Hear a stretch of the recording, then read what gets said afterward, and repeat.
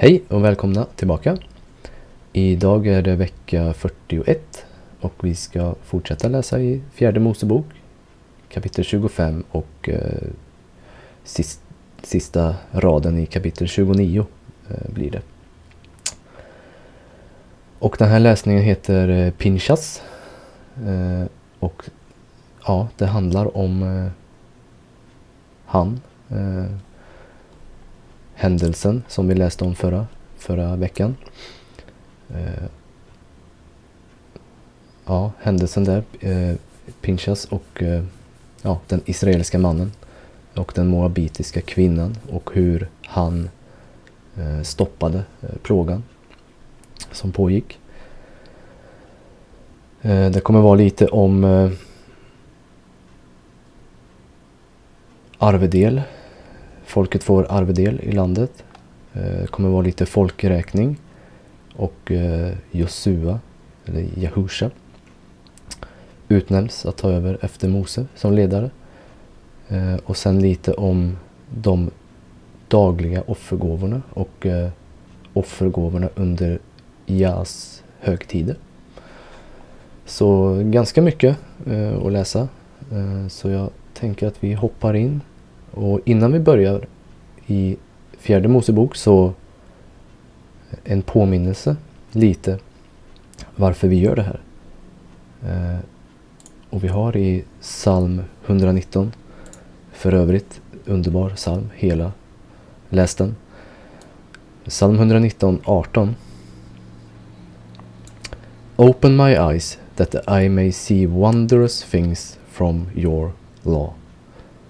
Öppna mina ögon så jag får se underbara saker ifrån din lag, Torah.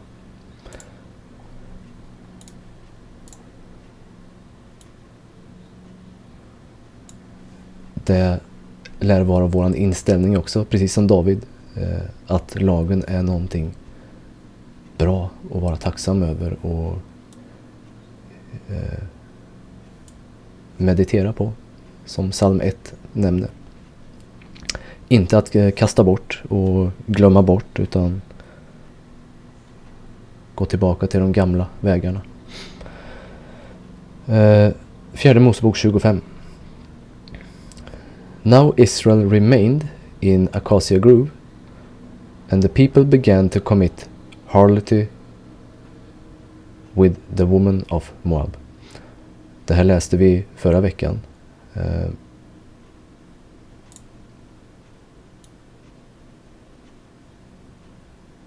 Och jag tänkte bara hur now when Phineas, the son of Eleazar, the son of Aaron, the priest, saw it, he rose up from among the congregation and took a javelin in his hand, and he went after the man of Israel into the tent and thrust both of them, the man of Israel and the woman, through her body. So the plague was stopped among the children of Israel, and those who died in the plague were 24,000. Så vi läste förra veckan om jag tappade namnet.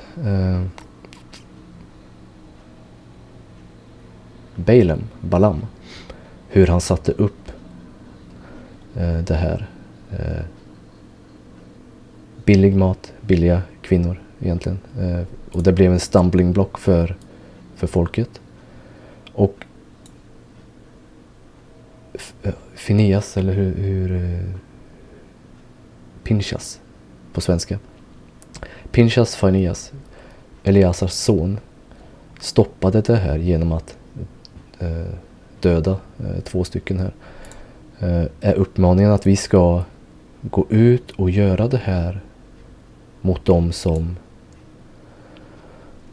mot likartade händelser. Jag tror inte att det är uppmaningen. För tänk på också på Daniel i Babylon. Han lär ju sett väldigt mycket av ockulta saker och saker som bröt mot Torah. Inte gick han och dödade alla, utan för han var inte i landet, och vi är inte i landet. Vi är också splittrade ute i nationerna. Så jag tror inte det här är uppmaningen att bete sig så här. Men vi kommer läsa om att det här var, fadern tycker det här var rätt väg att ta itu med det. Then Yahweh spoke to Moses saying, Phineas the son of Eleazar the son of Aaron the priest has turned back my wrath from the children of Israel, because he was zealous with my zeal among them, so that I did not consume the children of Israel in my zeal. Så Phineas gjorde det här för att han var mån om folket, att det inte skulle gå fel. Så han får han blir märkt här av fadern. Therefore say, behold, I give to him my covenant of peace, and it shall be to him and his descendants after him a covenant of an everlasting priesthood, because he was zealous for his Elohim, and made atonement for the children of Israel. Så beteendet här, som agerandet som Pinchas gjorde, var rätt i faderns ögon. Intressant är ju här också att han får ett evigt förbund av prästerskap. Och vi har Messias tar ju över prästerskapet också, ett evigt prästerskap in the order of Melkisedek. Här ser vi också att här är det till everlasting. Och man kan ju diskutera vad betyder det? Betyder det ingenting? Eller betyder det någonting? Finns det 2 förbund? Kommer det finnas två prästertjänster i evigheten? Jag vet inte. Men vi har läst, vi kommer också läsa om prästerna. Vi kallas också för präster och kungar. Men om vi tittar i psalm 110. Yahweh has sworn and will not repent. You are a priest forever after the order of Melkisedek. Det här är Messias då. Jesaja 66. And I will set a sign among them, and I will send those that escape of them unto the nations, to Tarshish, Pul, and Lud, to draw the bow, to Tubal and Yavan, to the isles afar off, that have not heard my fame, neither have seen my glory, and they shall declare my glory among the Gentiles. Fadern splittrar i sitt folk, men han kommer alltid göra det för att åstadkomma någonting åt sig själv också, alltså för sin storhet. Den religiösa eliten gick inte ut, de låste in Toran. Den har alltid varit för alla.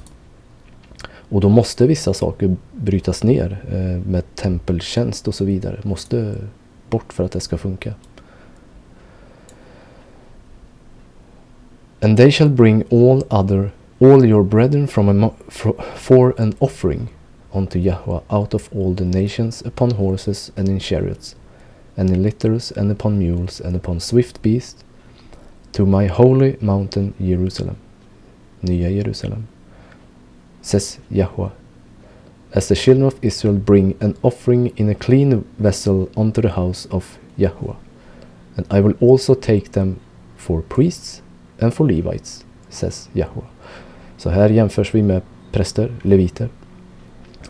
De här hedningarna som hämtas hem som ett offer.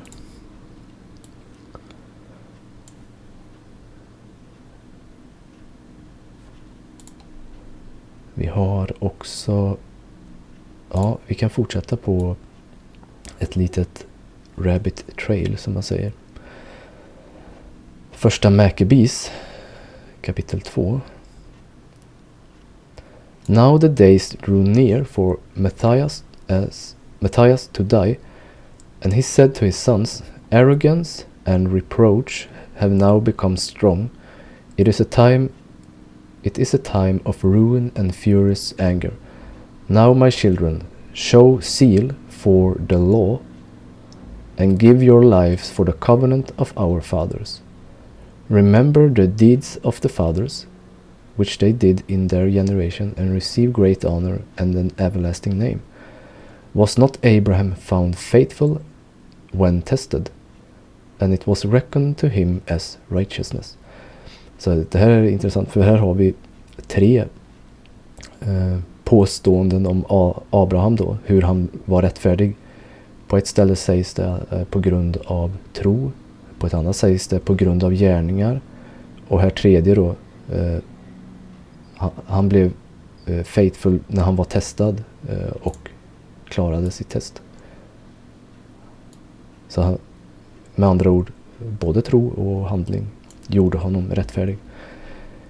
Joseph in the time of his distress kept the commandment and became Lord of Egypt.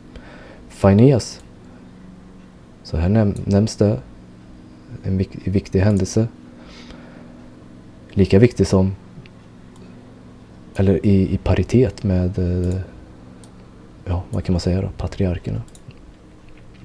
Phineas, our father, because he was deeply zealous, received the covenant of everlasting priesthood.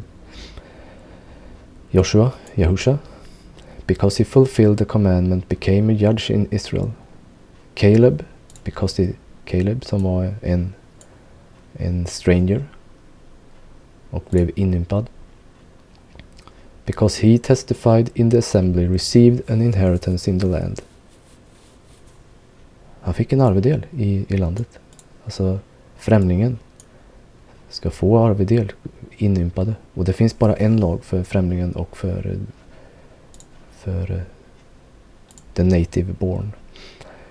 David, because he was merciful, inherited the throne of the kingdom forever. Elijah, because the great seal for the law was taken up into the heaven.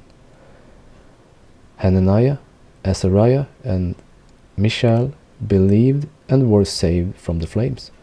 Daniel, because of his innocence, was delivered from the mouth of the lions. Oj, nu hoppar jag iväg. And so observe from generation to generation that none who put their trust in him will lack strength. Tror vi på det här? Vågar vi lita på det? Do not fear the words of a sinner. Var inte rädd för vad världen skrämmer oss med. Om det är terrorism, det är bombhot, det är plågor, sjukdomar, matbrist, vad som helst. Do not fear the word of a sinner, for his splendor will turn into dung and worms. Tror vi på det? Today he will be exalted, but tomorrow he will not be found. De här verserna gillar jag. Kom ihåg dem. Var stadig var rotad i lagen, Torah, stadgarna. Because he has returned to the dust, and his plans will perish. My children, be courageous and grow strong in the law, for by it you will gain honor. Ordspråksboken 16. He who is slow to anger is better than the mighty, and he who rules his spirit better than he who takes a city.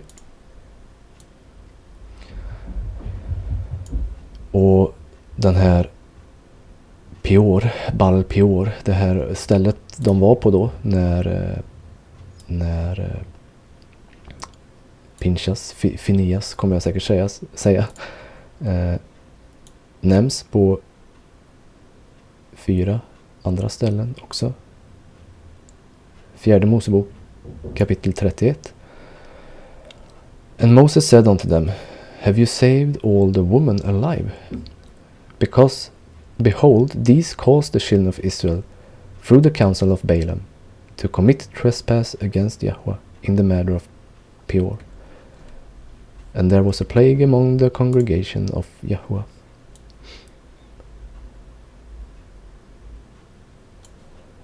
Your eyes, 5 Mosebok, kapitel 4. your eyes have seen what Yahweh did because of Baal Peor. For all the men that follow Baal Peor, Yahweh your Elohim has destroyed them from among you. But you did not cleave unto Yahweh your Elohim. But you that did cleave unto Yahweh your Elohim are alive, every one of you this day. Även i Josua 22. Thus says the whole congregation of Yahweh, what trespass is this that you have committed against the Elohim of Israel, to turn away this day from following Yahweh, in that you have builded you an altar, that you might rebel this day against Yahweh. Och jag tänker också, det här behöver inte betyda att man har byggt ett stenaltare, utan man har byggt upp någonting man har rest upp någonting i sitt liv som gör att man en dag är rebellisk. Man gör tvärt emot. Och det gjorde Balaam. Balaam ställde fram det han ställde fram, lockade, och folk började snegla och bygga upp det här altaret. Ja, men vi kanske ska testa det där, vi kanske ska gå dit och kolla, och så bygger man upp det här altaret, och sen så en dag så gör man övertramp. Is the iniquity of Peor too little for us, from which we are not cleansed until this day? Det finns fortfarande kvar det här. Although there was a plague in the congregation of Yahweh, but that you must turn away this day from following Yahweh. And it will be, seeing you rebel today against Yahweh, that tomorrow he will be wroth with the whole congregation of Israel.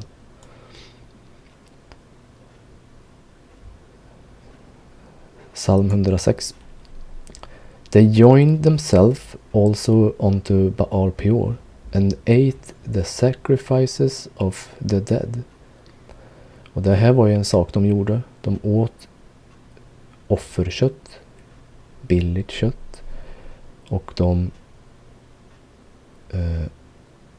fick skaffa sig kvinnor. Sålde. Och det här att de åt. Bibeln talar ofta om att vi inte ska äta offerkött. Inte äta kött offrat till andra gudar, idoler. Och här, de åt någonting offrat till de döda. Och jag tänker dra en jämförelse med alltså fadern, Jahwe, är den levande guden. Allt annat är gudar, döda gudar.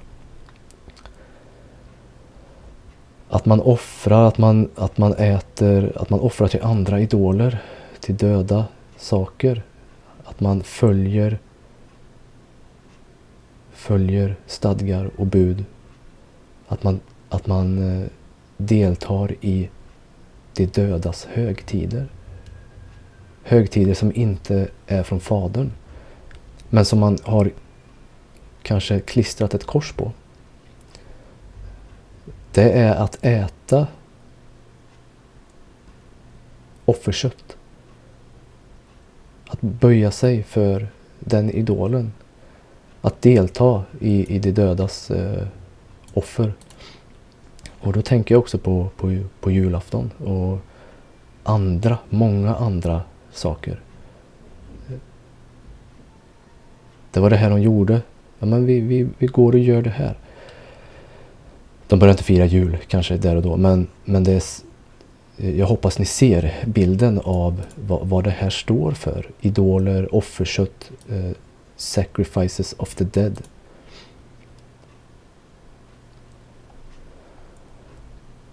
Och genom att göra det här så thus they provoked him to anger with their inventions.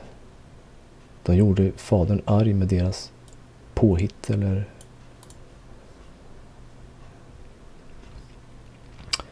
and the plague brake in upon them.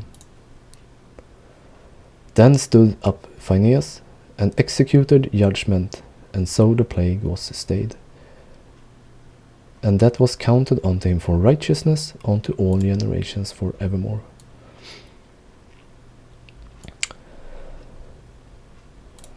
Fortsättningsvis, jag har fler. Uppenbarelseboken 2.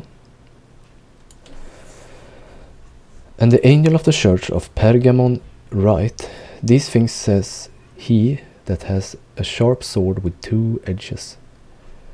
I know your works, and where you dwell, even where Satan sitteth, and you hold fast my name, and has not denied my faith, even in those days wherein Antipas was my faithful martyr, who was slain among you, where Satan dwells.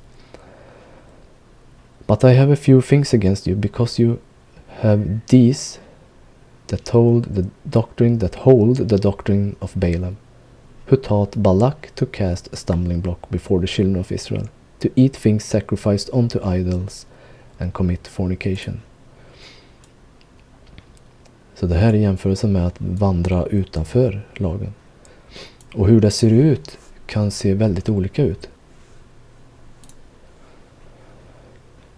So has you also them that hold the doctrine of Nicolaitans, which thing I hate. Repent, or else I will come unto you quickly, and will fight against them with the sword of my mouth. He that has an ear, let him hear what the Spirit says unto the ecclesias. To him that overcomes I will give to eat of the hidden manna, and I will give him a white stone, and in the stone a new name written, which no man knows, saving he that received it. And unto the angel of the ecclesia of Thyatira, these things says the Son of Elohim, who has his eyes like unto a flame of fire, and his feet are like fine brass. I know your work, and charity, and service, and faith, and your patience, and your works, and the last to be more than the first. Notwithstanding, I have a few things against you, because you suffered the woman Jezebel, which calls herself a prophetess, to teach and to seduce my servants to commit fornication, and to eat things sacrificed unto idols. Så det här verkar vara återkommande i församlingarna, att det finns inslag av världsliga saker. Att man står upp för världsliga system, att man står upp för högtider, att man står upp för att du inte behöver göra det här, du kan göra som alla andra gör. Man står upp för att delta i de här högtiderna. Hesekiel 23. I will do these things unto you, because you have gone a whoring after the heathen, and because you are polluted with their idols. Du kommer bli straffad för att du har suktat efter vad hedningarna gör. Hur gör de andra? Men jag vill också, det är lite tråkigt här, jag vill titta på hur de andra gör. Kan vi inte bara blanda in lite? Göra om det lite grann till våran, så det passar oss. Oj, vad var det här då? Uppenbarelseboken 14. And I looked, and lo, a lamb stood on the Mount Sinai, and with him 144,000, having the Father's name written in their foreheads. And 144 000 som har ett märke i pannan. Faderns. Så här ser vi faderns märke, och odjurets märke har vi också. And I've heard a voice from heaven, as the voice of many waters, and as the voice of a great thunder, and I heard the voice of harpers singing with their harps. And they sung as it were a new song before the throne, and before the 4 beasts and the elders, and no man could learn that song but 144,000 which were redeemed from the earth. These are they which are not defiled with woman, for they are virgins. Jag ville visa på det här för att uppmaningen är att komma ut ifrån henne, komma ut ifrån skökan. Vi har liknelsen om Jezebel, profetissa som uppmanade att följa världens och de dödas regelverk. Här har vi några som är märkta och de är inte defiled with woman, for they are virgins. Och de visa jungfrurna har vi en liknelse om. Jag tror inte det här handlar om att man inte har haft umgänge med kvinna, utan Bibeln talar om de här sakerna i andra aspekter. These are they which follow the Lamb whithersoever he goes. These were redeemed from among men, because being the first fruits unto Elohim and to the Lamb. Och återigen Ordspråksbokens 6. For the commandment is a lamp, and the law is light, and reproofs of instructions are the way of life. Det här är Toran. Jungfrurna som har lampa, ljus, olja eller inte. Och Toran, vad gör den med oss? To keep you from the evil woman, from the flattery of the tongue of a strange woman. Och när världen kommer och lockar med saker och ting, så är det Faderns ord. Om vi håller fasta vid det, så är det vårat vapen. Josua avväpnar ju Satan i öknen. Inte med Galaterbrevet, utan med Toran. Det är Toran som är devil defeating power. Och den har kristenheten slängt bort och uppmanas att följa kvinnans läror och offrande till de döda. Jag hoppas ni förstår vad jag menar med att följa kvinnan. Skökans väg. Inte att kvinnor är dåliga människor. Det är inte det jag säger. Yes. En lång rabbit trail.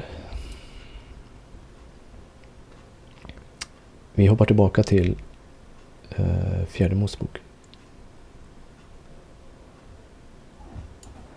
Now the name of the Israelite who was killed with the Midianite woman, was Simri, the son of Salu, a leader of a father's house among the Simeonites.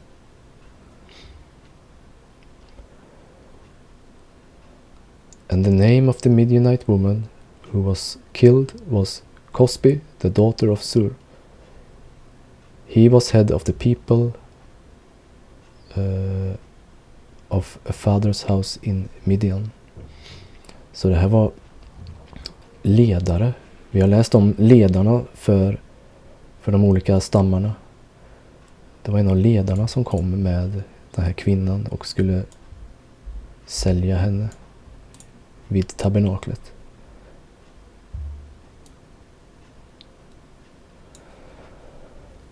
Then Yahweh spoke to Moses, saying, Harass the Midianites and attack them, for they harassed you with their schemes, by which they seduced you in the matter of Peor, and in the matter of Cosbi, the daughter of a leader of Midian, their sister, who was killed in the day of the plague because of Peor.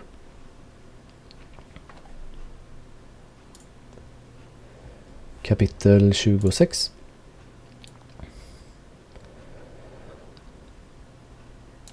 Här kommer vi ha lite uppräkning och jag tror att jag skummar igenom det bara, för det blir mycket upprepning.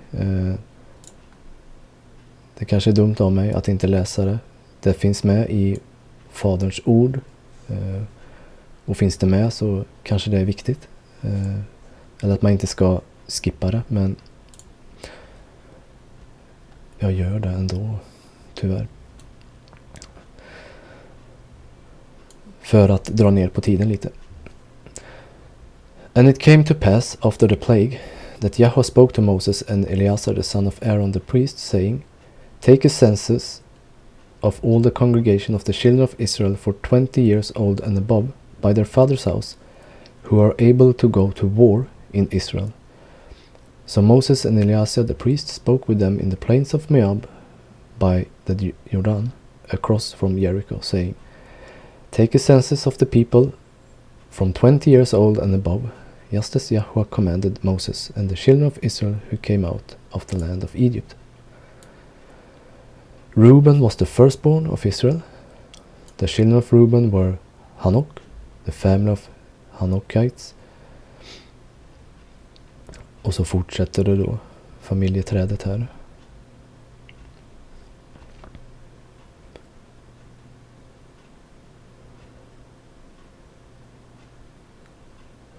These are the Dathan and Abiram, representatives of the congregation, who contended against Moses and Aaron in the company of Korah, when they contended against Yahweh, and the earth opened its mouth and swallowed them up, together with Korah, when that company died, when the fire devoured 250 men, and they became a sign.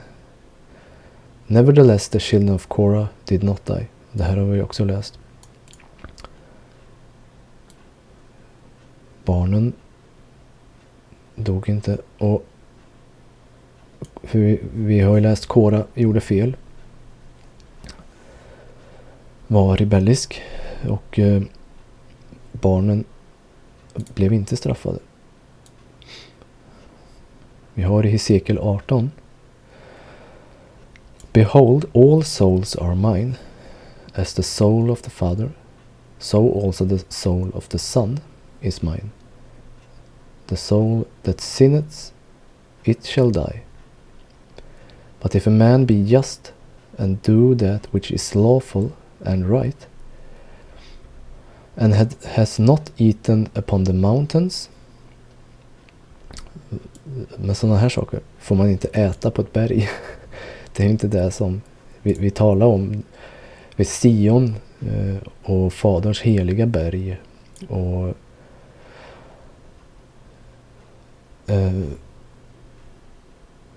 nya Jerusalem, hans nation, hans heliga nation av de troende jämförs med ett berg. Och vi kan kasta, om jag tror så kan vi kasta bort berg. Men här är det, om man inte har ätit det här, äta, delta, inta.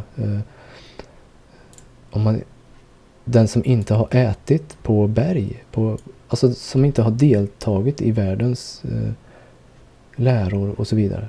Jag hoppas ni ser den här bilden. Att man and has not eaten upon the mountains, neither has lifted up his eyes to the idols of the house of Israel, neither has defiled his neighbor's wife, neither has come near to a menstruous woman, and has not oppressed any, but has restored to the debtor his pledge, has spoiled none by violence, has given his bread to the hungry, and has covered the naked with a garment. Så här blir man rättfärdig. Och tåran är full med det här.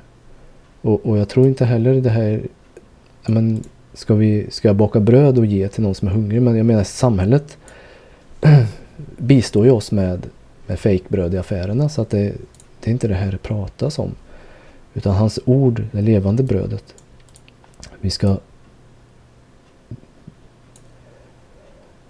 De som är hungriga ska vi ge det levande brödet. Vi ska dela med oss av tåran och klä dem. Han ska klä oss, som det står också. Så vi ska tala hans ord till människor. He that has not given forth upon usury, neither has taken any increase. Ränta. Man ska inte ta ränta. Men jag hör ingen som tycker att det är fel i kristna kretsar hur det här vårat penningasystem ser ut. That has withdrawn his hand from iniquity, has executed true judgment between man and man, has walked in my statutes and have kept my judgment to deal truly. He is just, he shall surely live, says Yahweh. Och det är det Toran säger. En summering. If he beget a son that is a robber, a shedder of blood, and does the like to any one of these things, and that does not any of the duties, but even has eaten upon the mountains and defiled his neighbor's wife. Det här kan man också fundera på. Det här betyder ju också någonting i andlig mening. Has oppressed the poor and needy, has spoiled by violence, has not restored the pledge, and has lifted up his eyes to the idols, has committed abominations, has given forth upon usury, has taken increase. Shall he then live? He shall not live. He has done all these abominations, and shall surely die. His blood shall be upon him. And lo, if he beget a son, that seeing all his father's sin, which he has done, and considers and does not such like, that has not eaten upon the mountains, neither has lifted up his eyes to the idols of the house of Israel, has not defiled his neighbor's wife, neither has oppressed anyone, has not withhold the pledge, neither has spoiled by violence, but have given his bread to the hungry, and have covered the naked with a garment, that had taken off his hand from the poor, and has not received usury nor increase, has executed my judgment, has walked in my statutes, he shall not die for the iniquity of his father, he shall surely live. As for his father, because he cruelty oppressed, spoiled his brother by violence, and did that which is not good among the people, lo, even he shall die in his iniquity. Yet you say, why? Does not the son bear the iniquity of the father? When the son has done that which is lawful and right, and has kept my statutes, and has done them, he shall surely live. The soul that sins, it shall die. The son shall bear the iniquity of the father. Nej, fel. The son shall not bear the iniquity of the father. Neither shall the father bear the iniquity of the son. The righteousness of the righteous shall be upon him, and the wickedness of the wicked shall be upon him. But if the wicked will turn from all his sins that he has committed, and keep all my statutes, and do that which is lawful and right, he shall surely live. He shall not die. All his transgression that he has committed, they shall not be mentioned unto him. In his righteousness that he has done, he shall live. Och det här blir intressant för att här i gamla testamentet så har man förlåtelse. Men kyrkan vill ofta göra gällande att nu har vi förlåtelse med Jesus. Och att det typ inte fanns förr. Det var omöjligt att uppnå. Det var liksom en egen kamp att uppnå det. Är det man lär sig. Men inte om man läser faderns ord.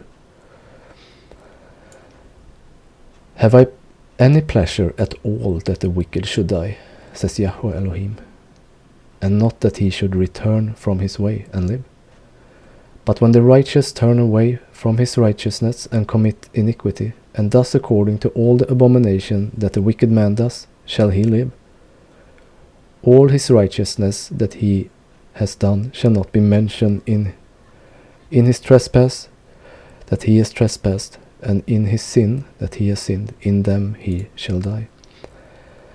Och Paulus säger samma, jag tror det är Paulus eller Petrus, att ja, men, om du har kommit till insikt om sanningen, Toran är sanningen, Jehusha är sanningen, men inte följer den, då har du ju inget, då återstår det inget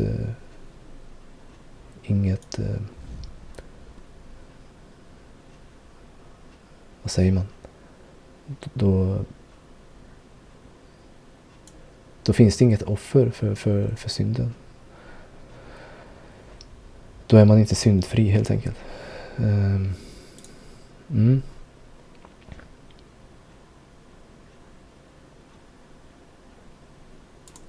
Så det vi pratade om lite grann. Barnen, Korars barn, dog inte.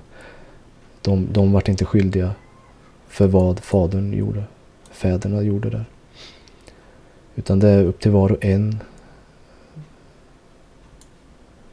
att vandra rättfärdigt eller fel. The sons of Simeon according to their families. Och som sagt, vi skummar igenom här bara. Sons of Gad, Juda, Issachar, Zebulon, Josef,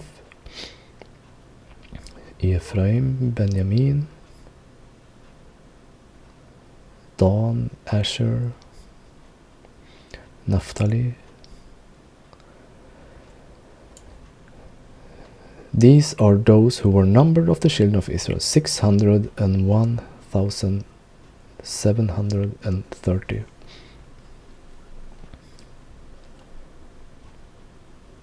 $600,000 plus människor.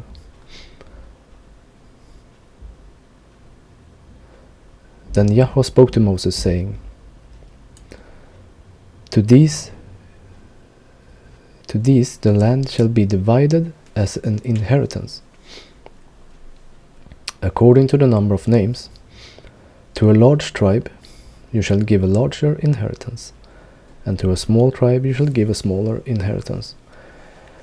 Each shall be given its inheritance according to those who were numbered of them. But the land shall be divided by lot. They shall inherit according to the names of the tribes of their fathers. According to the lot, their inheritance shall be divided between the larger and the smaller. Så de som har stora familjer får mer att ärva. Psalm 127. Lo, children are the heritage of Yahweh, and the fruit of the womb is his reward. His arrow are in the hand of a mighty man, so are children of the youth. Och vi har ord som båge och pilar i Bibeln. Och här nämns det unga barn, många barn, det är som en pil. Happy is the man that has his quiver full of them. They shall not be ashamed, but they shall speak with the enemies at the gate. Det är så här. Vilken gate är det här? Nya Jerusalem kanske?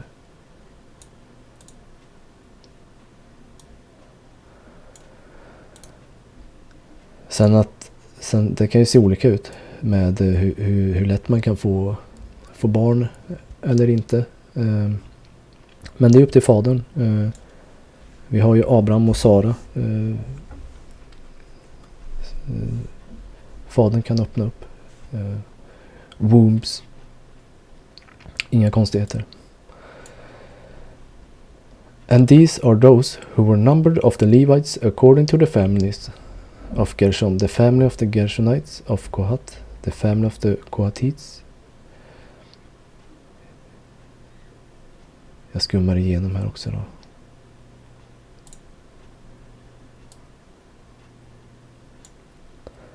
Now those who were numbered of them were 23,000, every male from a month old above, for they were not numbered among the other children of Israel, because there was no inheritance given to them among the children of Israel. These are those who were numbered by Moses and Eleazar the priest, who numbered the children of Israel in the plains of Moab by the Jordan, across from Jericho. But among these there was not a man of those who were numbered by Moses and Aaron the priest, when they were numbered the children of Israel in the wilderness of Sinai. For Yahweh said to them, they shall surely die in the wilderness. So there was not left a man of them, except Caleb the son of Jephunneh, and Joshua the son of Nun, Husha the son of Nun, Yahusha.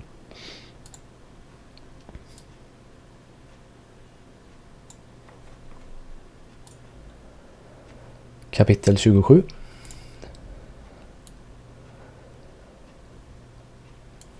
Then came the daughters of Zelophehads, the son of Hefer, the son of Gilead, the son of Machir, the son of Manasseh, from the families of Manasseh, the son of Joseph.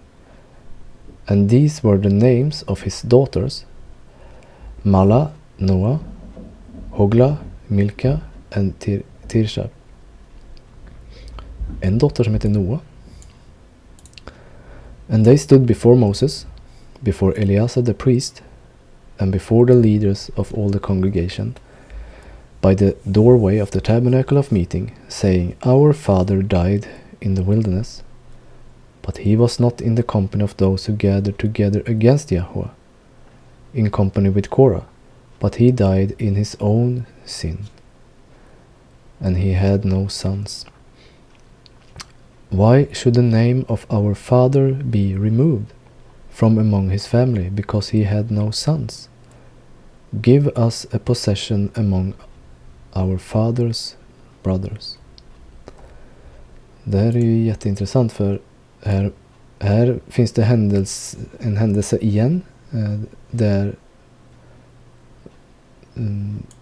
fadern har gett instruktioner, men det kan uppstå händelser som inte är förklarade. Hur gör vi här då? So Moses brought their case before Yahweh. Och Jesaja 30. Woe to the rebellious children, says Yahweh, that take counsel, but not of me, and that cover with a covering, but not of my spirit, that they may add sin to sin. Så vi ska rådfråga fadern. Men jag tror att vi ofta rådfrågar de döda, hedningarna. Jag säger inte att det är fel och de är att allt i världen är, du ska hata allting i världen, men nu har vi pratat om det temat. Och jag tror att vi gör det ofta. Vi går till världens vishet. Också intressant här. That covers with a covering, but not of my spirit. Vi skulle klä människor. Vi ska ha rena kläder själva. Så här benämns det en form av klädnad. Man klär sig, men inte med hans.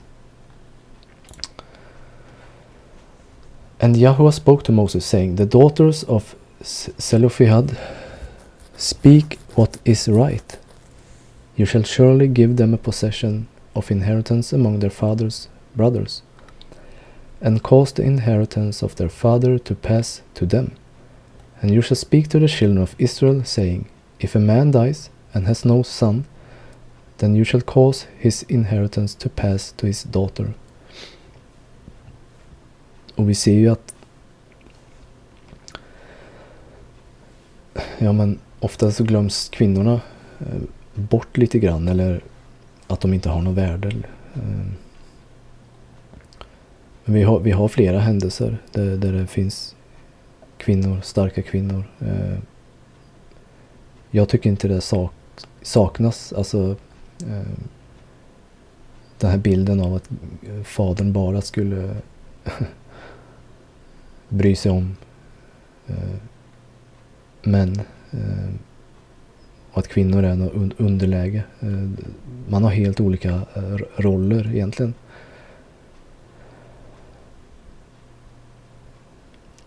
För vi har ju händelsen med nu tappar jag nog namnet där med Jakobs 12 söner, de har ju en syster som blir våldtagen och en hel by blir ju en hel stad blir ju utplånad på grund av det. Så att, ja, det finns många händelser. Abraham, Sara. Det finns många historier om kvinnorna. If he has no daughter, then you shall give his inheritance to his brothers. If he has no brothers, then you shall give his inheritance to his father's brothers. And if his father has no brothers, then you shall give his inheritance to the relative closest to him in his family, and he shall possess it. And it shall be to the children of Israel a statute of judgment, just as Yahweh commanded Moses.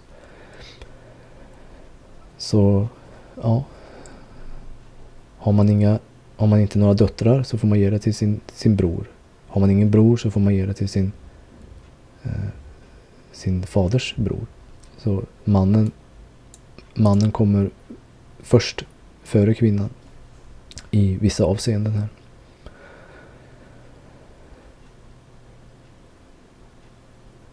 Now Yahweh said to Moses, go up into this Mount Abarim and see the land which I have given to the children of Israel. And when you have seen it, you also shall be gathered to your people, as Aharon your brother was gathered. For in the wilderness of sin, during the strife of the congregation, you rebelled. My command to hallow me at the waters before their eyes. Och det här läste vi också då. Mose slog klippan 2 gånger istället för att tala till den. Och ett felsteg för Mose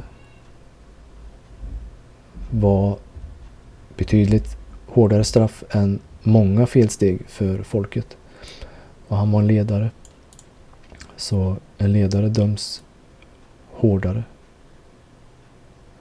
Vilket vi också läste förra veckan.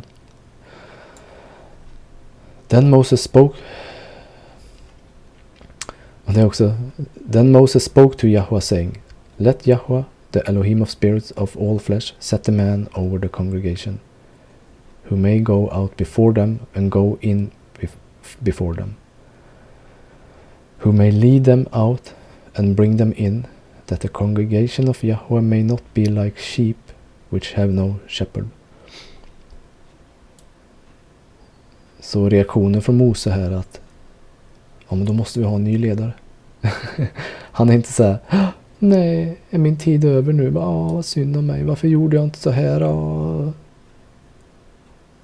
Utan han ser fortfarande till folkets bästa. And Yahweh said to Moses, take Yahusha, son of Nun, with you, a man in whom is the Spirit, and lay your hand on him. Så Josua har anden. Det här har man ju också hört att men anden fanns inte förr. Den har blivit given nu efter Pentekost. Apostlarnas dag. Får man höra i kristenheten, men ordet säger ju inte så. Och vi läste ju det här att om man klär sig i hans spirit. Så om man är i hans ord så har man ju anden. Lay your hand on him Set him before Eleazar the priest and before all the congregation, and inaugurate him in their sight. And you shall give some of your authority to him, that all the congregation of children of Israel may be obedient. He shall stand before Eleazar the priest, who shall inquire before Yahweh for him by the judgment of the Urim. At his word they shall go out, and at his word they shall come in, he and all the children of Israel with him, all the congregation. So Moses did as Yahweh commanded him. He took Yahusha and set him before Eleazar the priest and before all the congregation, and he laid his hand upon him and inaugurated him, just as Yahweh commanded by the hand of Moses. Kapitel 28. Now Yahweh spoke to Moses, saying, Command the children of Israel and say to them, My offering, my food, for my offerings made by fire as a sweet aroma to me, you shall be careful to offer to me at their appointed time. Så det här är någonting jag behöver lära mig, och vi allihop, tror jag också. På samma sätt som att vi ska bli careful to obey his word. Att vi ska följa hans noggrant, inte slarvigt, utan. Och vi har läst flera saker. David och när de gick och stötte i arken, så dog en person för att han stötte i arken. Så bara, nej, vi får ju inte göra det här, vi får inte röra den. Så vi ska vara careful to offer to me at their appointed time. Det är inte bara när som helst, utan även på specifika tidpunkter. Men offer då? Ska vi göra det? Det har vi också pratat om. Vi kommer dit snart. And you shall say to them, This is the offering made by fire, which you shall offer to Yahweh. 2 male lambs in their first year without blemish, day by day, as a regular burnt offering. And 1 lamb you shall offer in the morning, and another lamb you shall offer in the evening. Ett morgonoffer, ett kvällsoffer. And 1/10 of an ephah of fine flour as a grain offering, mixed with 1/4 of a hin of pressed oil. It is a regular burnt offering, which was ordained at Mount Sinai for a sweet aroma, an offering made by fire to Yahweh.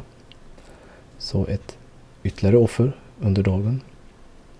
And its drink offering shall be 1/4 of a hin for each lamb. In a holy place you shall pour out the drink to Yahweh as an offering. The other lamb you shall offer in the evening as the morning grain offering, and its drink offering. You shall offer it as an offering made by fire, a sweet aroma to Yahweh. Sabbaths offering. Det här kanske många tänker, men vi håller ju inte ens sabbaten. och det är ju tyvärr så. Vi har kommit väldigt långt ifrån Fadern. Så uppmaningen är att börja följa det 4:e budet. Följ sabbaten.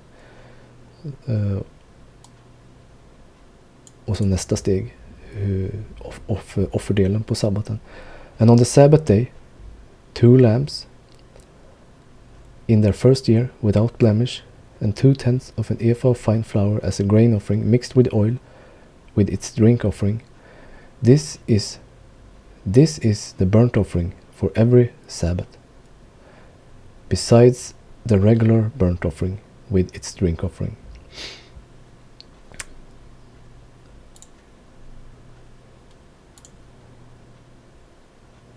Så bara kolla i mina noteringar.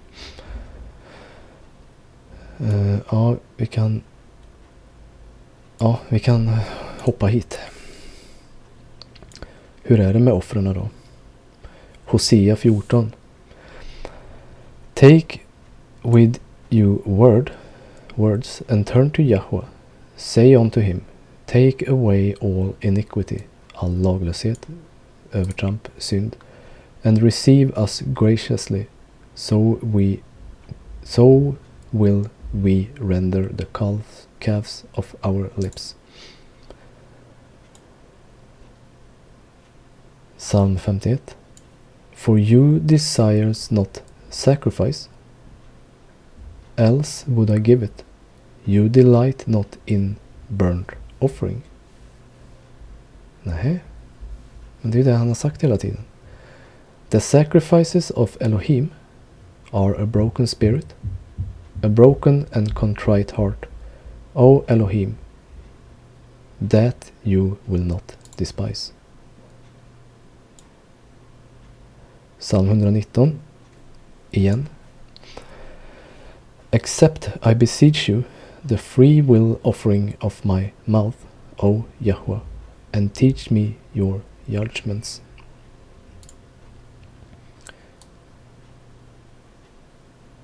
Hosea. For I desired mercy and not sacrifice, and the knowledge of Elohim more than burnt offerings.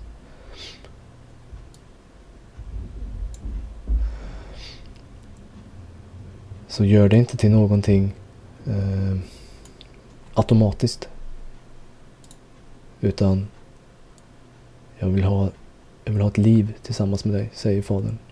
Jag vill att du lever med mitt ord och så vidare. Första Samuel. And Samuel said, Has Yahweh as great delight in burnt offering and sacrifices as in obeying the voice of Yahweh? To obey is better than sacrifice, and to hearken is better than the fat of rams. Så vad säger man här? Att lyda var ju att följa, att göra de här offren. Men det talas om att en lydnad är bättre än de här offren. Att göra offren var ju en lydnad, men det finns en lydnad också. Man kan göra sakerna till det yttre egentligen. Och det är det Paulus också pratar om. Men man kan ju omskära sig till det yttre och så här, men om du ändå inte följer och ändå inte tror, eller liksom du lever det inte, och vad spelar din omskärelse för roll? Den som följer och inte omskuren, den är ju rättfärdig. Men du lär ju omskära dig. Alltså du lär ju följa buden så långt det går, men det är ju inte det som är det viktiga. Det viktiga är att hjärtat. Mika 6. Wherewith shall I come before Yahweh and bow myself before the high Elohim?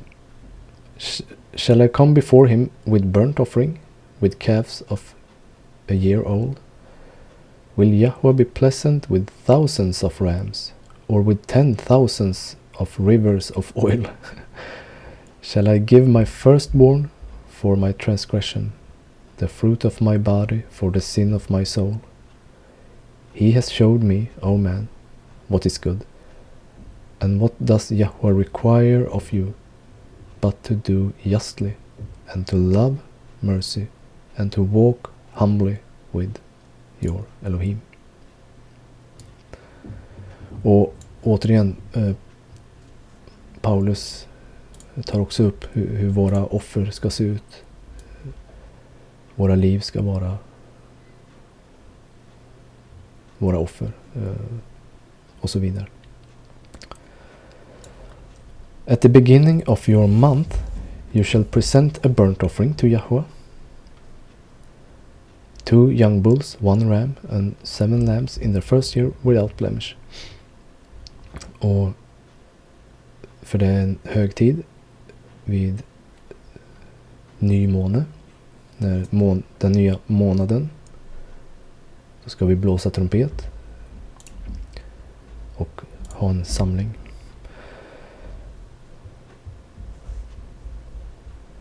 Sen så ser det ut som det gör att det kanske inte finns människor som att samlas tillsammans med, som vill följa på samma sätt. 3/10 of an ephah of fine flour as a grain offering mixed with oil for each bull. 2/10 of an ephah of fine flour as a grain offering mixed with oil for one ram. 1/10 of an ephah of fine flour mixed with oil as a grain offering for each lamb, as a burnt offering of sweet aroma, as an offering made by fire to Yahweh. Their drink offering shall be half a hin of wine for a bull, 1/3 of a hin for a ram, and 1/4 of a hin for a lamb. This is the burnt offering for each month through the months of the year. Also 1 kid of the goats as a sin offering to Yahweh shall be offered, besides the regular burnt offering and its drink offering. Så du har dagliga offer, du har free will offering, och sen har du specifika offer som då ska på högtiderna.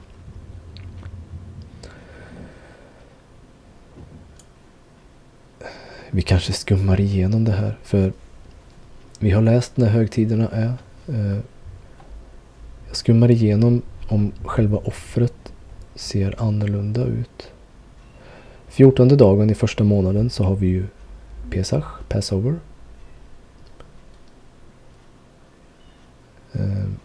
Då är det Passover. 15:e dagen är det unleavened bread, som ska ätas i 7 dagar. On the first day you shall have a holy convocation. You shall do no customary work. You shall present an offering made by fire.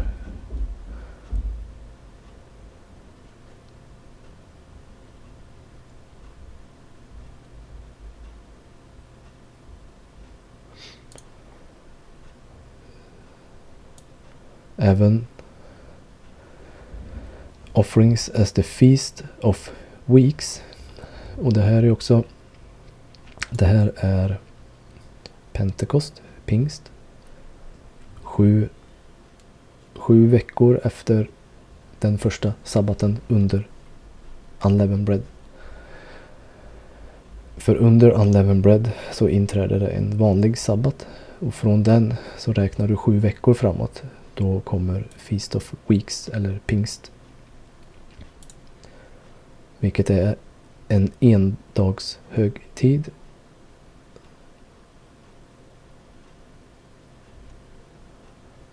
Och då har du också ett offer där. Ja, som sagt, vi skummar igenom lite.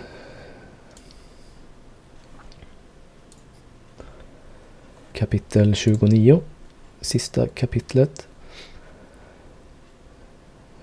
Det känns lite slarvigt ibland att skumma igenom sådär, men det blir mycket upprepning. Men. Kapitel 29. Feast of Trumpets. On the 7th month, in the 7th month, on the first day of the month, you shall have a holy convocation. You shall do no customary work. For you, it is a day of blowing the shofar trumpets. You shall offer a burnt offering as a sweet aroma to Yahweh.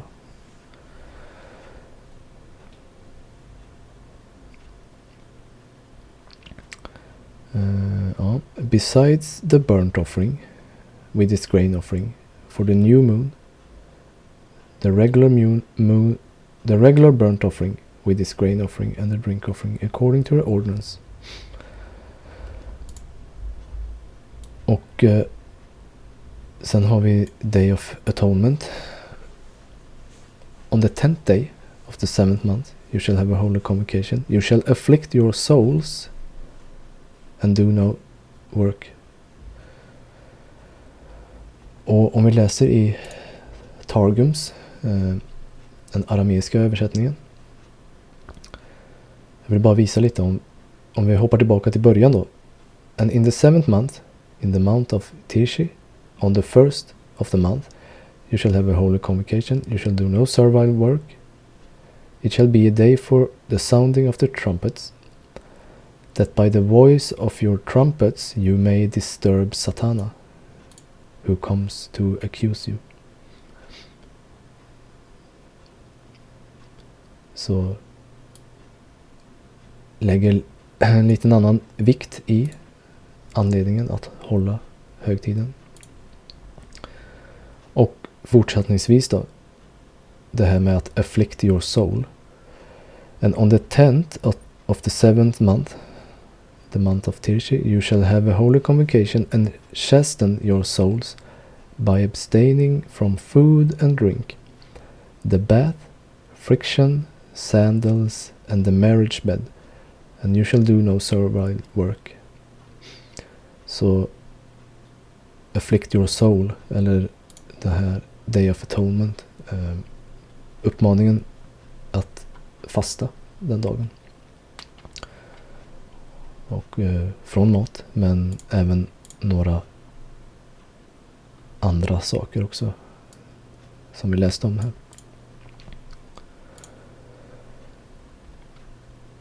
You shall present the burnt offering to Yahweh as a sweet aroma. Ja, som sagt, jag skummar igenom bara här. Sen har vi sista högtiden, Feast of Tabernacles, lövhyddohögtiden.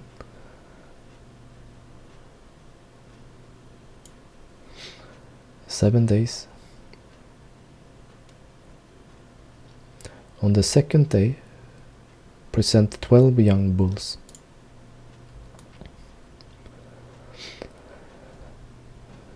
On the third day, present 11 bulls. On the fourth day, present 10 bulls. Jag tror det här summerar till 70 bulls. 9 bulls, 2 rams, 14 lambs. On the sixth day, 8 bulls, 2 rams, 14 lambs.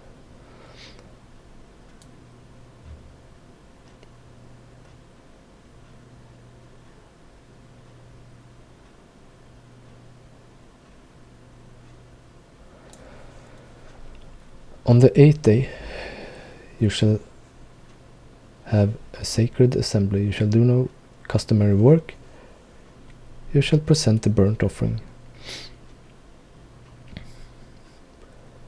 These you shall present to Yahweh at your appointed feasts, besides your vowed offerings and your free will offerings, as your burnt offerings and your grain offering, as your drink offering and your peace offerings. So Moses told the children of Israel everything, just as Yahweh commanded Moses. Och man kan ju tycka att man får inte hålla på med någonting annat än det här. Och det kanske är en vad ska man säga? En rätt tankeställare. Men varför har man problem med det? För jag tänker att det här är ju en uppmaning till att vara rotad och stadgad i hans ord, så att inte våra hjärtan och ögon går och horar efter andra saker, efter de dödas vägar och läror. Så är det här ett hjälpmedel. Och som sagt, som Mose reagerar när han får reda på att han ska dö. Och det är inte så här, han ångrade och allt möjligt, utan han utsåg en ny ledare. Och det där för mig,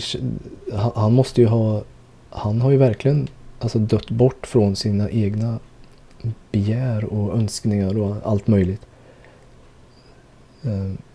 Och det är ju det Toran vill hjälpa oss. Välj livet. Gör det här. Välj, det här är livet. Det här är inte en, som det står sen i 5:e Mosebok, det här är inte en vain thing för det. Det här är ert liv. Det här är inget att liksom se lätt på eller kasta bort lite, vifta bort liksom. Utan det här är någonting som vi lär göra noggrant för att stå starka, för att klara strider och så vidare. Så och de här offren,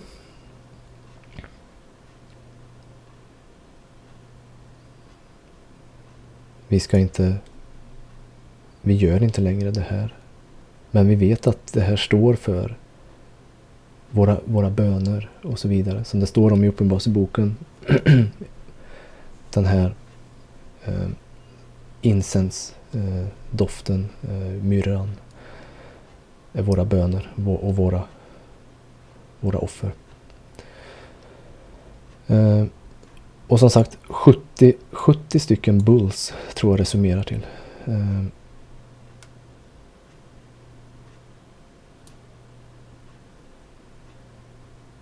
Och jag vet inte.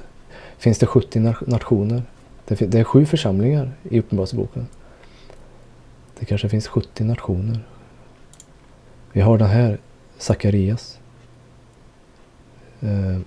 Kapitel 14.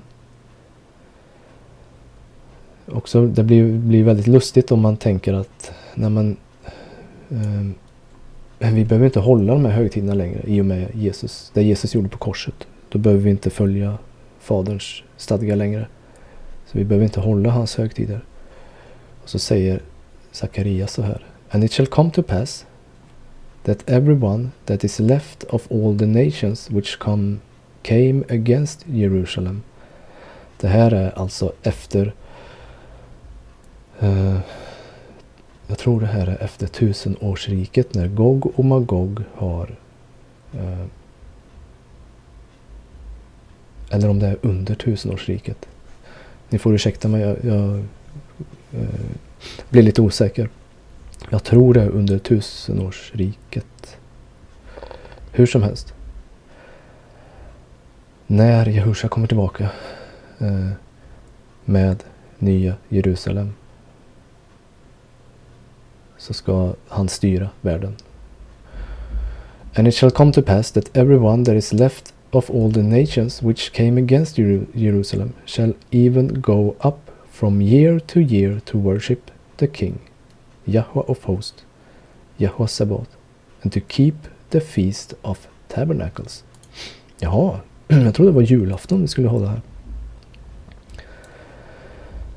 And it shall be that whoso will not come up of all the families of the earth unto Jerusalem to worship the King, Yahweh of hosts, Yahweh Sabaoth, even unto them shall be no rain.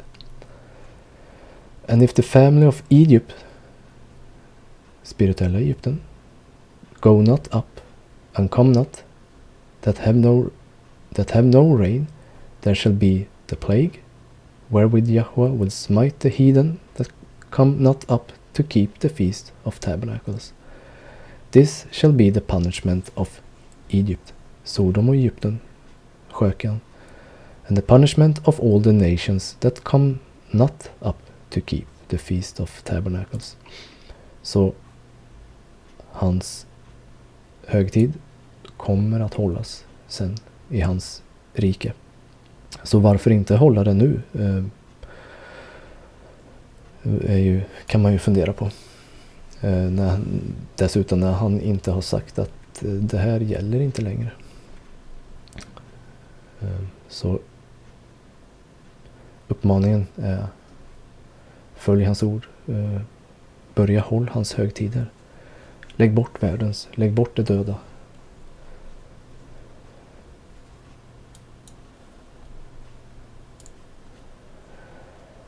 Ja, det var allt för idag. Jätteintressant läsning tyckte jag. Många olika saker och inte man behövde inte gå jättelångt in, utan det var många bra summeringar tyckte jag. Yes, jag hoppas Fadern öppnar upp era ögon för att se underbara saker i hans Torah som vi läste, psalm 119. Jag hoppas ni har blivit välsignade med hans ord, att ni har fått bröd, kläder från Fadern. Att jag har kunnat förmedla någonting.